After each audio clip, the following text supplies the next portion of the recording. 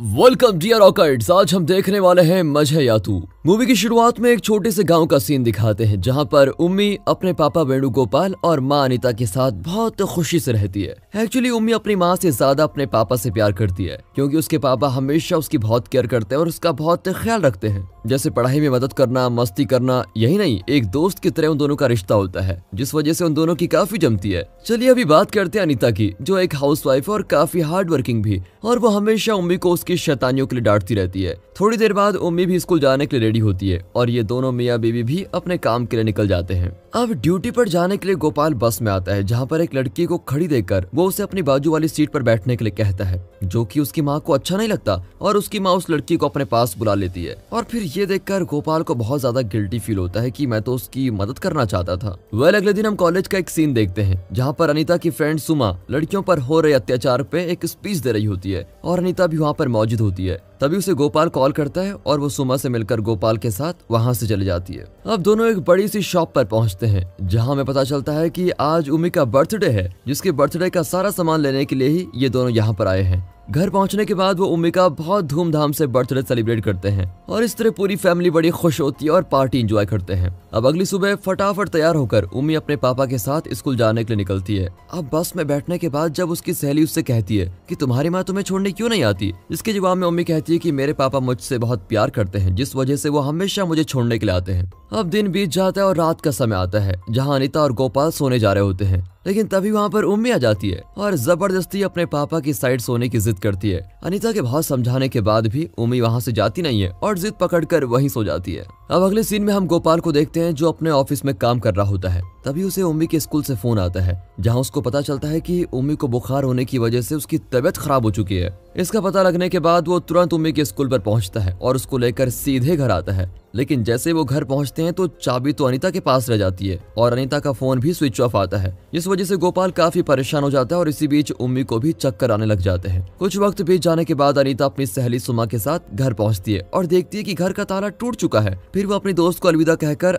जब घर के अंदर पहुंचती है तो उम्मी को बीमार देखकर बहुत दुखी होती है और गोपाल भी उससे बहुत नाराज होता है क्योंकि एक तो वो जल्दी घर नहीं आई और ऊपर से उसका फोन भी स्विच ऑफ था। अब इसका कारण बताते हुए अनीता कहती है कि मेरे फोन में चार्जिंग कम थी। फिर दोनों में बात सुलझ जाती है। अगली सुबह अनीता कहीं जाने की तैयारी कर रही होती है, जिसको देखकर गोपाल पूछता है कि तुम कहाँ जा रही हो, जिसके जवाब में अनीता कहती है कि मैंने और मेरे दोस्त सुमा ने एक कपड़े की दुकान में पार्टनरशिप करने का सोचा है। लेकिन गोपाल उसको साफ साफ मना कर देता है कि कोई जरूरत नहीं है और कहता है कि मुझे सुमा में तो बिल्कुल भी विश्वास नहीं है, तो मत जाओ उसके साथ। लेकिन गोपाल की इन सारी बातों को इग्नोर करके वो फिर भी चली जाती है। इसके बाद वो और सुमा एक चीफ गेस्ट द्वारा अपनी शॉप की ओपनिंग करते हैं जहाँ काफी लोगों की शॉपिंग के लिए भीड़ हो जाती है। अब वहाँ से आने के बाद जब शाम को अनीता घर पहुँचती है तो घर पर ताला लगा होता है क्योंकि गोपाल अपनी बेटे के साथ अब तक घर नहीं पहुंचा और नए ताले की चाबी उसी के पास है। और फिर बहुत देर बाद जब गोपाल उम्मी के साथ घर नहीं आता तो अनीता अपने दोस्त को कॉल करके उसे वापस बुला लेती है और वहां से चली जाती है।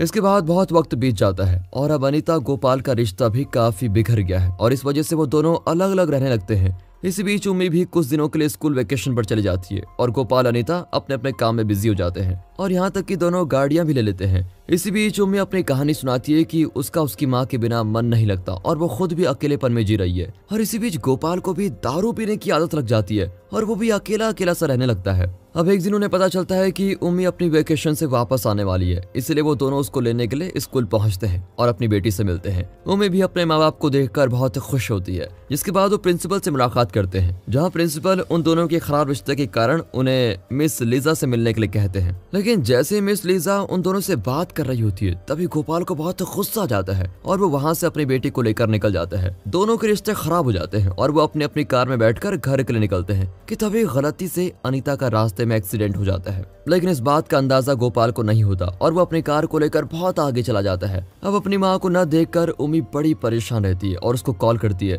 तभी एक लेडीज उसका कॉल रिसीव करके बताती है कि तुम्हारी माँ को हॉस्पिटल में एडमिट किया गया है, तुम जल्दी अपने पापा के साथ यहाँ पर पहुँचो। इसके बाद ये दोनों हॉस्पिटल जाते हैं जहाँ उसकी देखभाल करने के लिए अनीता की दोस्त सुमा आ जाती है। अब गोपाल वहाँ रुके बिना अपनी बेटी को लेकर घर वापस आ जाता है, जब वो कमरे में आते हैं तभी गोपाल की नजर उम्मी के बेड पर पड़ती है जिस पर खून लगा है, जिससे गोपाल को पता चल जाता है कि उम्मी के पीरियड्स शुरू हो गए हैं, जिसकी खबर वो अनीता को देता है। इसके बाद अनीता हॉस्पिटल से डिस्चार्ज होकर अपनी दोस्त सुमा के साथ आती है और उम्मी को सैनिटरी पैड्स देकर समझाती है कि तुम अब बड़ी हो गई हो, तुम्हें बचपना छोड़ना होगा। उसी रात एक तरफ अनीता और गोपाल अपने कमरे में सो रहे होते हैं और दूसरी तरफ उम्मी पढ़ाई कर रही होती है, लेकिन जैसे ही बिजली कड़कने की आवाज आती है उम्मी डर के मारे अपने पापा के पास जाके सो जाती है। अब ये देखकर अनीता को अच्छा नहीं लगता और वो फिर से उसे अपने कमरे में सोने के लिए भेज देती है, लेकिन ये गोपाल फिर से उम्मी के कमरे में उसके साथ सोने के लिए चला जाता है।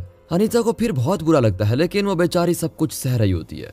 बढ़ती उम्र के साथ उम्मी 13 साल की हो जाती है और उसके पापा फिर उसका बर्थडे धूमधाम से सेलिब्रेट करते हैं। इस बार वो उसको एक साइकिल गिफ्ट करते हैं और इसी के साथ अनीता और गोपाल के रिश्तों में भी सुधार आ जाता है और वो एक दूसरे के साथ अब इंटीमेट भी होते हैं। अब अगले दिन एग्जाम के दरमियान उम्मी अपने टीचर से कहकर बाथरूम में जाती है, जहां उसके पीरियड्स फिर से शुरू हो जाते हैं और अब वो कमजोरी के मारे बड़ा अजीब सा महसूस करने लगती है। अब क्लासरूम में आने के बाद जब टीचर वहां पर आती है तो फिर से उम्मी उसे बाथरूम में जाने के लिए परमिशन मांगती है। तभी वहां पर मौजूद एक लड़की कहती है कि टीचर ये अब तक 5 बार जा चुकी है, लेकिन टीचर उसकी प्रॉब्लम को समझते हुए उसको जाने के लिए कहती है। तभी रास्ते में अचानक उम्मी चक्कर आकर गिर जाती है, जिसके फौरन बाद उसे स्कूल में एडमिट किया जाता है और फिर जब डॉक्टर उसको चेक करते हैं तो वो डॉक्टर खुद हैरान हो जाता है, क्योंकि दोस्तों उम्मी के साथ कुछ ऐसा हुआ है जो अब तक हमें पता नहीं है। खैर अब डॉक्टर उम्मी के लिए लेडीज डॉक्टर को बुलाने के लिए कहते हैं, क्योंकि ये केस और पेचीदा हो गया है। इसके बाद उम्मी की प्रिंसिपल अनीता को कॉल करके इमीडिएटली आने के लिए कहती है और दूसरी ओर मिस लीजा उम्मी से सवाल जवाब पूछने लगती है कि आखिर वो कौन सी बात है जो तुम इन सबसे छुपा रही हो, लेकिन बदले में उम्मी कुछ नहीं बोलती और अपने पापा से मिलने की जिद करती है। थोड़ी देर बाद अनीता भी स्कूल में पहुंच जाती है और वहां आने के बाद प्रिंसिपल उसको कुछ ऐसा बताती है जिससे उसके होश उड़ जाते हैं और वो जैसे ही सामने अपनी बेटी को देखती है तो उसे उस पर बहुत गुस्सा आता है और वो उसे मर जाने के लिए कहती है। अब दोस्तों ये एक सस्पेंस है, क्योंकि अब तक हमें पता नहीं चला कि आखिर उम्मी के साथ हुआ क्या है। अब इसी परेशानी से निपटने के लिए प्रिंसिपल सारे स्टाफ मेंबर्स को एक साथ मीटिंग करने के लिए बुलाते हैं, जहां हमें इस मूवी का सबसे बड़ा सस्पेंस पता चलता है कि उम्मी के जिस्म के साथ छेड़खानी हुई है, यानी किसी ने उसका रेप कर दिया है, जिस बात की जानकारी खुद उम्मी को भी नहीं है। अब सारे टीचर उम्मी के ऊपर सवाल उठाने लगते हैं, लेकिन प्रिंसिपल उन सबको इस मैटर को शांति से हैंडल करने के लिए कहती है। तभी हम उम्मी को देखते हैं जो अपने पापा को डर के मारे कॉल करने की कोशिश कर रही है कि तभी वहाँ टीचर आकर उसको रोक लेती है, जिस वजह से स्कूल में बहुत बड़ा हंगामा हो जाता है। थोड़ी देर बाद वहाँ गोपाल भी पहुंचता है, जिसे मिस लीजा बताती है कि जब हमने तुम्हारी बेटी की तबीयत को खराब देखा और उसे ट्रीटमेंट के लिए भेजा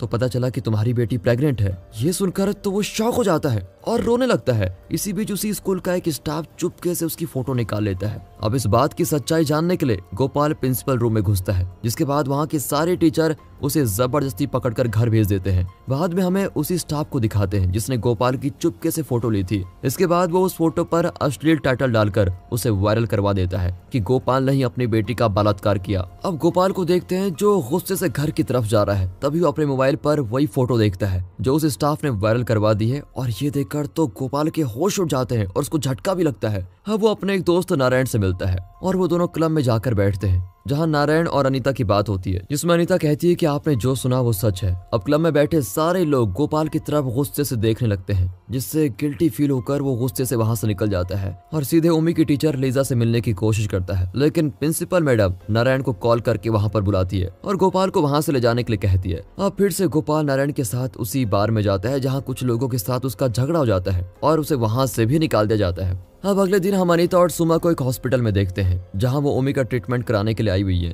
तभी अचानक वहां गोपाल आ जाता है और उम्मी से मिलने की कोशिश करता है। इसी बीच अनीता और गोपाल के बीच बहुत बड़ी बहस भी हो जाती है और पुलिस उसे गिरफ्तार करके लेके जाती है। पुलिस स्टेशन में आने के बाद कांस्टेबल उसकी बेटी को प्रेग्नेंट करने के लिए उसे ताना मारता है। तभी वो उस पर हमला कर देता है, जिस वजह से वहां पर बहुत बड़ा तमाशा खड़ा हो जाता है। कुछ देर बाद वहां पर सीनियर इंस्पेक्टर आता है और इस केस की इन्वेस्टिगेशन करने लगता है। इसके लिए वो उम्मी के स्कूल जाकर प्रिंसिपल को सुनाने लगता है कि आपने बिना पुलिस के सहारे इस केस को हैंडल करने की कोशिश की, जो सरासर इलीगल है, और आप किसी ऐसे गैर पर भरोसा करके उस लड़की की जिंदगी का फैसला नहीं कर सकते। आपको कानून की मदद लेनी चाहिए थी, जिसमें प्रूफ हो जाता कि आखिर वो लड़की प्रेग्नेंट कैसी हुई। अब वहां से आने के बाद उम्मी की मां इंस्पेक्टर से मिलती है। तब इंस्पेक्टर उसे भरोसा दिलाते हुए कहता है कि कोई बाप अपनी बेटी के साथ ऐसा नहीं कर सकता, आप भरोसा रखिए, आपकी बेटी का अपराधी जल्द ही पकड़ा जाएगा। इसके बाद सीन कुछ दिनों के बाद का दिखाया जाता है और हम एक सुनसान घर को देखते हैं, जहाँ पर एक जैकेट पहना आदमी वेल्डिंग कर रहा होता है और उसने कुछ ऐसी चीज बनाई है जिससे इंसान की बॉडी को जला जा सके।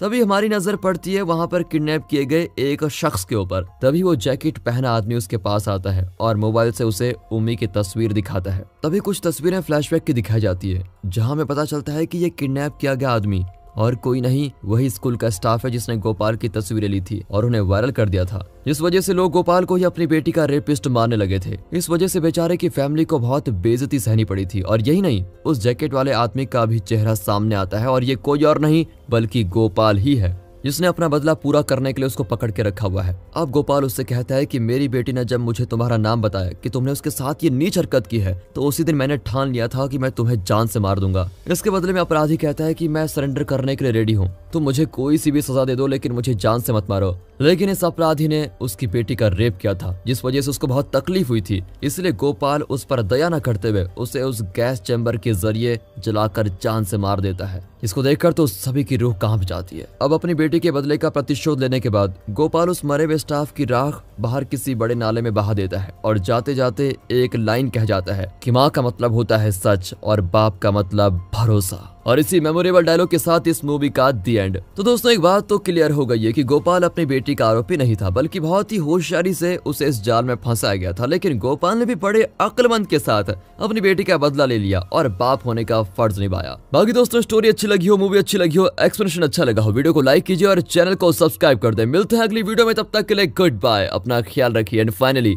Thanks for watching.